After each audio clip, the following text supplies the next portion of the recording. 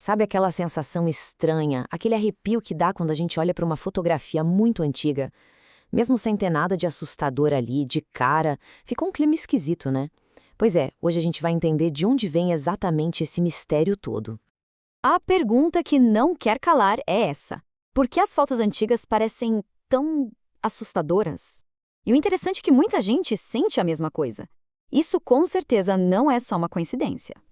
E o mais curioso é que a gente nem precisa de fantasmas ou monstros na imagem para sentir esse desconforto. As próprias fotos parecem carregadas de um silêncio pesado, sabe? De um mistério que incomoda. Vamos começar a cavar para entender o que está por trás disso. Ok, vamos lá.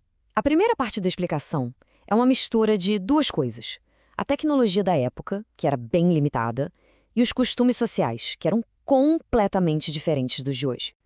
É o que a gente pode chamar de o passado sem sorrisos. E olha só como a comparação entre as épocas já entrega muita coisa. De um lado, no século XIX, a fotografia levava minutos para ser feita.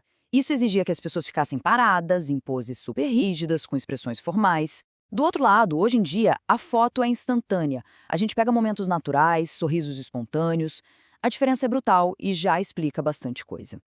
E para entender essa rigidez toda, imagina só o processo. Primeiro, a pessoa era arrumada milimetricamente. Aí o fotógrafo abriu o obturador da câmera e a pessoa tinha que ficar perfeitamente imóvel, às vezes por minutos. Pensa nisso. Qualquer mexidinha já virava um borrão fantasmagórico na foto. Era um verdadeiro teste de paciência. Mas não era só um problema técnico, não. Tinha também uma regra social muito forte. Sorrir numa foto era visto como algo inapropriado, quase vulgar.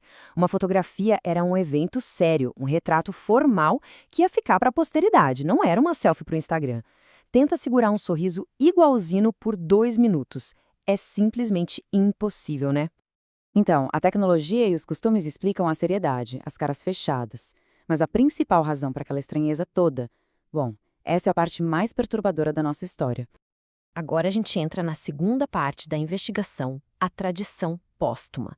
Um segredo bem sombrio que está escondido em muitas daquelas fotos antigas. É isso mesmo.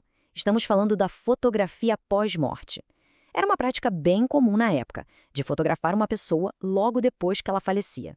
E isso não era por um motivo mórbido, não. Para eles, fazia todo sentido. Então, o ponto central aqui é entender o contexto da época. Para muitas famílias, aquela era a única chance de ter uma imagem, uma recordação de um parente que partiu. Era uma última lembrança. E para criar essa memória, os corpos eram arrumados para parecer que a pessoa estava viva. Às vezes sentada numa cadeira, ou até com os olhos abertos artificialmente. E isso, claro, contribui demais para essa aura estranha que a gente sente hoje. Bom, já passamos pela tecnologia, pela cultura e por essa tradição meio macabra.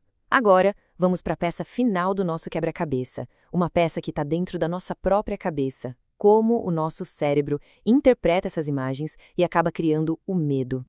As câmeras antigas eram cheias de defeitos, e essas falhas técnicas são um prato cheio para nossa imaginação. As lentes não eram precisas e distorciam os rostos, a iluminação era ruim e criava sombras muito profundas, nada naturais, e algumas falhas óticas deixavam os olhos das pessoas escuros, vazios. Nada disso era de propósito, mas o resultado é inegavelmente assustador. E aqui que a mágica acontece. Ou melhor, a coisa assustadora. O cérebro humano odeia um vácuo de informação. Ele precisa de contexto. Quando a gente vê uma imagem com uma expressão séria, sombras estranhas e sem entender direito o que está rolando, o nosso cérebro tenta preencher as lacunas. E por instinto de sobrevivência, ele geralmente preenche com o pior cenário possível: o medo.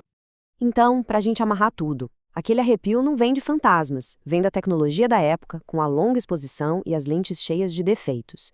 Vem da cultura, que achava feio sorrir para foto, vem da tradição da fotografia póstuma e, por fim, vem da nossa própria psicologia, do nosso instinto de ter medo daquilo que a gente não conhece. Agora, a verdade por trás daquelas imagens silenciosas e misteriosas foi revelada. A pergunta que fica no ar é: depois de saber tudo isso, será que é possível olhar para uma foto antiga do mesmo jeito de antes?